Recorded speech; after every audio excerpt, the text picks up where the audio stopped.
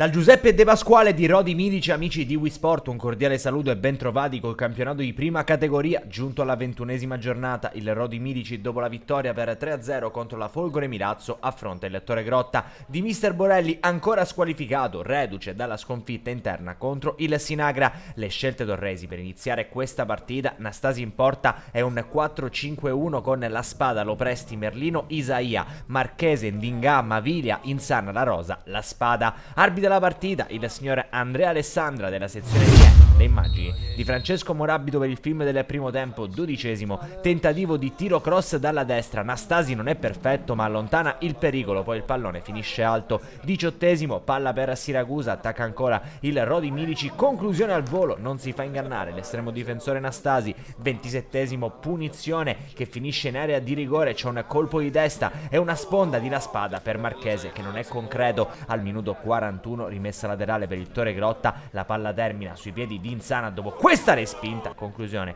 a botta sicura, sfiora il gol dell'avvantaggio la formazione ospite quando il direttore di gara fischia due volte e manda le compagini a riposo. Ancora 0-0 tra Rodi Milici e Torre Grotta. Partiamo col film della ripresa, è un contropiede rosso-blu che apre il secondo tempo con il Siracusa che lancia Calarco, calcia su Nastasi in uscita. Minuto 58, calcio d'angolo per la testa di Massimiliano La Spada che svetta sul secondo palo, non inquadra però lo specchio. Al minuto 63 continuano ad attaccare i locali, il pallone finisce in area di rigore, in qualche modo la difesa del Torre Grotta dopo un batti ribatti riesce ad allontanare il pericolo. Arriviamo fino al 68esimo, calcio d'angolo in casa Rodi Milici, se ne occupa Calarco della battuta, il suo sinistro a giro è avvolgente, finisce in area di rigore dove arriva il compagno Caliri a battere Nastasi e a fare 1-0 Rodi Milici sul Torre Grotta. Allora momento di cambi in casa torrese, al 70esimo tocca a Caselli al posto di La Spada. Minuto 75 entra Previti ed esce Insana.